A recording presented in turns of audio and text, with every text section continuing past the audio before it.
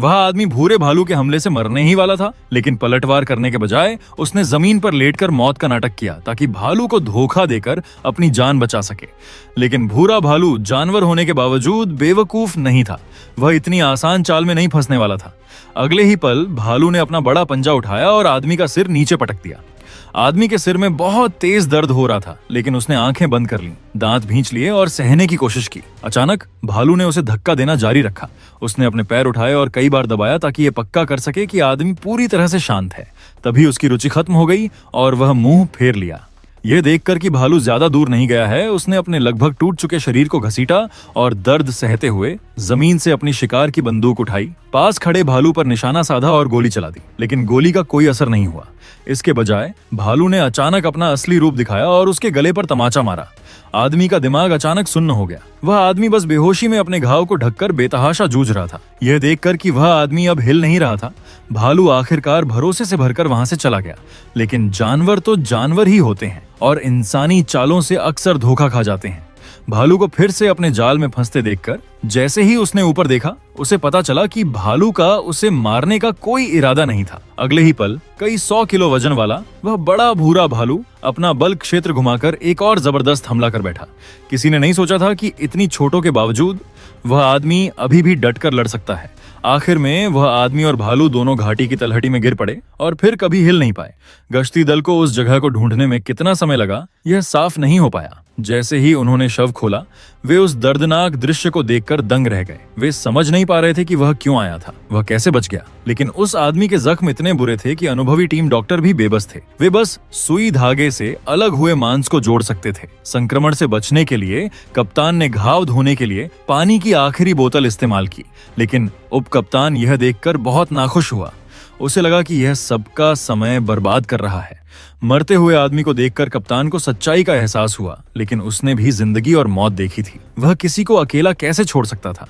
Team ने यहाँ डेरा डाला और फिर से निकलने से पहले उसकी हालत सुधरने तक रुकने का फैसला किया। लेकिन अगले दिन उस आदमी के जख्मों में कोई सुधार नहीं हुआ और उसे तेज बुखार हो गया। हालात और भी खराब हो गए जब मौसम और बिगड़ गया, जिससे पहले से ही ऊबड़ खाबड़ पहाड़ी रास्ता बहुत फिसलन भरा हो गया। अगर वे इसी तरह चलते रहे तो भले ही वे भूख से न मरें, लेकिन आने वाले बर्फीले तूफान में फंसकर मारे जाएंगे। हालांकि कप्तान सचमुच उसे यहां से ले जाना चाहता था, लेकिन पूरी टीम की सुरक्षा के लिए उसके पास उस आदमी को यहीं छोड़ने के अलावा कोई चारा नहीं था। लेकिन बंदूक हाथ में लिए दयालु कप्तान खुद को ऐसा करने के लिए नहीं मना सका। अचानक पच कप्तान, जिसने पहले शिकायत की थी, ने खुद आगे आकर कसम खाई कि वह उसकी देखभाल करेगा। लेकिन जैसे ही टीम चली गई, उप कप्तान ने एक जाल बिछाया, इस उम्मीद में कि वह आदमी जल्दी मर जाएगा ताकि वह इनाम लेने लौट सके।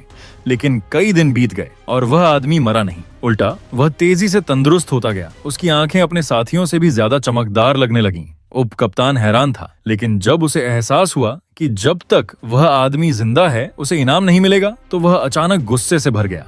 उसने एक बदबूदार मोजा निकाला और उस आदमी के मुंह और नाक पर रखकर उसका दम घुटने की सोची। लेकिन तभी उसका बेटा उस आदमी के बारे में चिंतित होकर दौड़ा और उसे लात मारकर बाहर निकाल दिया। लेकिन उप कप्तान बहुत चालाक था और उसने मान लिया था कि वह आदमी गोली चलाने की हिम्मत नहीं करेगा। इसीलिए उसने जल्दी से बंदूक निकाली और बेटे को गोली मारकर पेड़ से जकड़ दिया। उसने अपने बेटे को ऐसे गंदे आदमी के हाथों मरते देखा। वह आदमी गुस्से से कांप रहा था और दौड़कर उसे फाड़ डालना चाहता था, लेकिन उसका शरीर रस्सियों से बंधा था और वह हिल भी नहीं पा रहा था। उप कप्तान उससे भी ज्यादा डरा हुआ था। उसने बड़ा कदम उठाने का सोचा। उसने उस आदमी को घसीटकर गड्ढे में दफना दिया। जाते समय उसने जानबूझकर उसका सिर बाहर छोड़ दिया ताकि जंगली जानवर उसे नोच नोच कर खा जाएं। लेकिन उसने उस आदमी की जिद को कम आंका था, जिसने पहले भी जंगली जानवरों से लड़ाई जीत ली थी। एक रात की तकलीफ के बाद वह आदमी न सिर्फ बचा, बल्कि ताकत लगाकर रस्सियां भी तोड़ दी। अपने बेटे की मौत देखकर उसने मन ही मन उसका बदला लेने की ठान ली। उसने उस कमीने को मार डालना पक्का कर लिया। यह बस वक्त की बात थी, लेकिन इस बड़े जंगल में जिंदा रहना आसान नहीं था। उस आदमी ने अभी अभी खारा पानी का एक घूंट लिया था कि उसकी गर्दन के घाव से प्यासा पानी धीरे धीरे बहने लगा। तेज दर्द ने उसे लगभग बेहोश कर दिया। अपने शरीर को जल्दी से फिर से नमी देने के लिए उसने घाव पर थोड़ा बारूद डाला। फिर जलते हुए बारूद से उसे सील करने के लिए कुछ घास जलाई। ऐसा लापरवाह काम देखकर कोई भी हैरान रह जाता, क्योंकि वह पागल था। लेकिन होश में आने के बाद वह आदमी फिर से मौत से खेलने लगा। बिना कुछ कहे उसने जमीन से सूखी घास उठाई और उसे अपने मुंह में ठूंस लिया। वह उस गोमांस की हड्डी भी छोड़ने को तैयार नहीं था जिसे कुत्ते भी नहीं खाते, बस इस डर से कि घाव में बैक्टीरिया का संक्रमण न हो जाए। उसकी तकलीफ 3 दिन और 3 रात जंगल में रहने और 9 बार खाना खाने के बराबर थी। खूब खाने पीने के बाद उस आदमी ने किनारे पर अपने दुश्मन का नाम लिख दिया और मन ही मन अपने बेटे का बदला लेने की कसम खाई। उसने कभी सोचा भी नहीं था कि यह छोटी सी हरकत उसके अनंत विनाश का कारण बनेगी। अचानक घोड़े की टापों की आवाज़ ने उसे चौंका दिया। उसने गौर से देखा और वही आखिरी इंसान दिखाई दिया जिसे वह देखना नहीं चाहता था, एक भारतीय। उस आदमी ने जल्दी से अपनी केतली उठाई और एक चट्टान के पीछे छिप गया, लेकिन चालाक भारतीय ने जमीन पर लिखे शब्दों से उसे पहचान लिया। वह आदमी हक्का बक्का रह गया। सोच रहा था, अगर पता होता कि ऐसा होगा तो मैं उसका नाम कभी न लिखता। लेकिन हालात ने उसे ज्यादा सोचने का मौका नहीं दिया। उसे भागना पड़ा। लेकिन भारतीय ने उस इलाके को पहले ही कब्जे में कर लिया था। पहाड़ी इलाका लगातार उसके खिलाफ से था और भारतीयों के भाले और तीरों से बचने के लिए उसके पास बर्फीले पानी में कूदने के अलावा कोई रास्ता नहीं था। लेकिन घबराहट में उसने आगे के खतरनाक झरने पर ध्यान ही नहीं दिया। एक पल में तेज धारा ने उसे सीधे पानी में बहा दिया। उसके पास सोचने का समय नहीं था और बस अपने मुंह से पानी बाहर निकालने की कोशिश कर रहा था।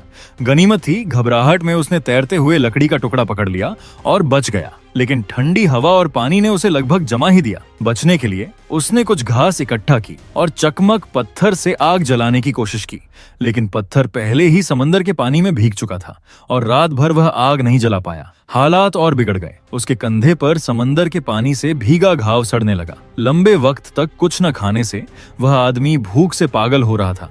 उसका पेट जल रहा था और वह बस सांस लेने की कोशिश कर रहा था। वह जमीन पर लेट गया। उम्मीद थी कि नींद आएगी और भूख भूल जाएगी। लेकिन थोड़ी देर बाद एक अजीब सी आवाज से उसकी नींद खुली। उसने आवाज का पीछा किया और देखा कि कोई मशाल जलाकर भेड़ियों को भगा रहा है। उसने भेड़िए के मुंह से एक ताजा मरा हुआ याक भी छीना। वह आदमी भूख से लगभग पागल था और बेशर्मी से कुछ मांस लेने की कोशिश करने लगा। लेकिन 2 कदम बढ़ते ही स्थानीय लोग डर कर अपने धनुष बाण उठा लिए। वह आदमी वहीं गिर पड़ा, यह जताने के लिए कि वह दुश्मन नहीं है बल्कि खाने की भीख मांगने आया है। उसकी नम्रता देखकर स्थानीय लोगों ने हथियार नीचे कर दिए और उसके पेट भरने के लिए उसे एक अंडा दिया। उस आदमी ने, जिसने कई दिनों से कुछ नहीं खाया था, बिना सोचे समझे अंडा मुंह में ठूंस लिया और जोर से चबाने लगा। हालांकि मछली जैसी तेज गंध से उसका मन किया कि वह खाए ही ना। स्थानीय लोगों ने उसकी हालत देखी और उसे तिरस्कार से देखा। अपनी बची खुची इज्जत बचाने के लिए आदमी ने खाना उठाया और जोर जोर से निगलने लगा, मानो जंगल में जिंदा रहने का अपना हक साबित कर रहा हो। शायद ये दोनों के बीच एक चुप्पी में बनी समझ थी। वे एक नजर में एक दूसरे का दर्द समझ गए। अगले दिन स्थानीय लोगों ने न सिर्फ उसके घावों पर जड़ी बूटियां लगाईं, बल्कि उसे अपने साथ चलने का न्योता भी दिया। इस तरह का दृश्य देखकर मेरे चेहरे पर भी शर्म आ गई और मैं भी उनके साथ चलना चाहता था। हालांकि अच्छा समय ज्यादा दिन नहीं रहा। वह आदमी अभी जागा ही था कि उसे पता चला कि स्थानीय लोग अचानक गायब हो गए हैं। पहले तो उसने सोचा कि शायद वे नाश्ते के लिए गए हैं, लेकिन ढूंढने पर उसे एक पेड़ से लटका हुआ शव मिला। इससे पहले कि वह शोक कर पाता, उसने पास ही कुछ फ्रांसीसी लोगों का दल देखा। उसे तुरंत शक हुआ कि कुछ गड़बड़ है, इसीलिए वह जल्दी से एक पेड़ के पीछे छिप गया। जब तक वे लोग चौकसी कम नहीं कर देते, उसने आवाज भी नहीं की। फिर धीरे धीरे वह अस्तबल की तरफ बढ़ा, एक घोड़ा चुराकर भागने के इरादे से। अचानक उसने देखा कि एक फ्रांसीसी आदमी एक औरत के साथ जबरदस्ती करने की कोशिश कर रहा था। वह आदमी जमीन पर दुबक कर बैठा, अपनी बंदूक उठाई और झपट्टा मारकर उसे गिरा दिया। फिर उसने गश्त कर रहे एक गार्ड को भी गोली मार दी। मौके का फायदा उठाकर वह अपने सफेद घोड़े पर सवार होकर भागा और औरत को भी बच निकलने का मौका दिया। लेकिन इसी अफरा तफरी में एक भयंकर आग लग गई। गुस्साए फ्रांसीसी लोग उस पर टूट पड़े और उसे चट्टान के किनारे तक धकेल दिया। इससे पहले कि वह कुछ समझ पाता, वह और उसका घोड़ा दोनों खाई में गिर गए। गनीमत रही कि नीचे मोटी बर्फ थी, जिसने उसकी जान बचा ली। लेकिन सफेद घोड़ा इतना भाग्यशाली नहीं रहा। इसके बाद हालात और बिगड़ गए। जंगल का तापमान तेजी से गिरा और जल्द ही बर्फीला तूफान पूरी जगह पर छा गया। हताश होकर उस आदमी ने घोड़े का पेट चीरा, उसकी आंतें निकाली, अपने कपड़े उतारे और खुद को उसके शरीर में छिपा लिया ताकि गर्मी मिल सके। हालांकि यह बहुत क्रूर था, लेकिन ऐसी हालत में कोई भी ऐसा कर सकता है। सौभाग्य से एक रात के बाद जब सुबह का सूरज निकला तो तापमान बढ़ गया और वह आदमी ठंड से नहीं मरा। वह घोड़े के पेट से बाहर निकला, कपड़े पहने और फिर से बदला लेने के रास्ते पर निकल पड़ा। लेकिन घोड़े की मदद के बिना सफेद मैदान पार करना और हत्यारे तक पहुंचना बेहद मुश्किल था। फिर भी उसे लग रहा था कि पहाड़ पार करते ही वह अपने बेटे के कातिल को ढूंढ निकालेगा। यह सोचकर उसके अंदर अचानक ताकत और जोश भर गया। शाम तक वह एक गुफा में छिप गया और भूख लगने पर वहां के पक्षियों के शव और हड्डियां खा ली। उसे पता ही नहीं चला कि वह कितनी देर तक चलता रहा, लेकिन आखिरकार उसे अपने पुराने साथी मिल गए। साथी उसे देखकर दंग रह गए कि वह अभी तक कैसे जिंदा है। उसके बेटे का कातिल जान चुका था कि अब राजा छिप नहीं सकता और वह पहले ही भाग चुका था। लेकिन अब जब बात यहाँ तक पहुंच गई थी तो कप्तान ने उसे सलाह दी कि पहले अपने घाव ठीक करे और फिर योजना बनाए। लेकिन वह आदमी सिर्फ अपने बेटे का बदला लेना चाहता था। अब उसका दुश्मन भाग चुका था, इसलिए उसका यहाँ रुकने का मन ही नहीं था। उसकी जिद देखकर कप्तान ने भी हत्यारे को पकड़ने के लिए उसके साथ जाने का फैसला किया। कुछ ही देर बाद उन्हें पास में सिगरेट की गंध आई, जिससे साफ था कि दुश्मन आसपास ही छिपा हुआ है। फिर दोनों ने उसे ढूंढने के लिए अलग अलग रास्ते पकड़ लिए। तभी उस आदमी को एक सुराग मिला और कप्तान को भी नया सबूत मिला। दोनों आमने सामने आ गए और फौरन गोलीबारी शुरू हो गई। गोलियों की आवाज सुनकर वह आदमी वहां पहुंचा और देखा कि कप्तान गिर चुका है। और बुरी बात यह हुई कि सामने एक हिमस्खलन आ गया। अगर वह पीछा करता तो मौत पक्की थी। मजबूरी में उसने कप्तान को खींचकर वापस ले जाना शुरू किया। उसे बिल्कुल अंदाजा नहीं था कि चालाक दुश्मन पास ही घात लगाकर बैठा है। अचानक गोली चली और वह आदमी घोड़े से गिर पड़ा। जब दुश्मन शव लेने आया तो उसने देखा कि आदमी की पीठ पर एक टहनी बंधी हुई थी। जैसे ही उसने शव पलटा, उसे समझ आया कि उसके साथ धोखा हुआ है।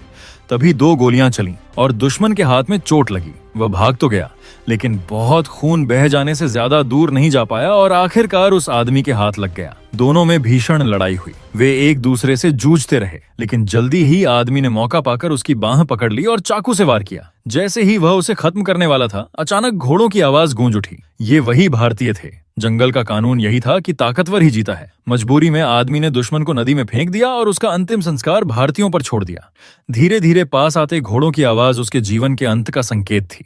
लेकिन अजीब बात यह थी कि भारतीयों ने उसे नुकसान नहीं पहुंचाया। दरअसल जिस लड़की को उसने उस दिन बचाया था, वही कबीले के सरदार की बेटी थी।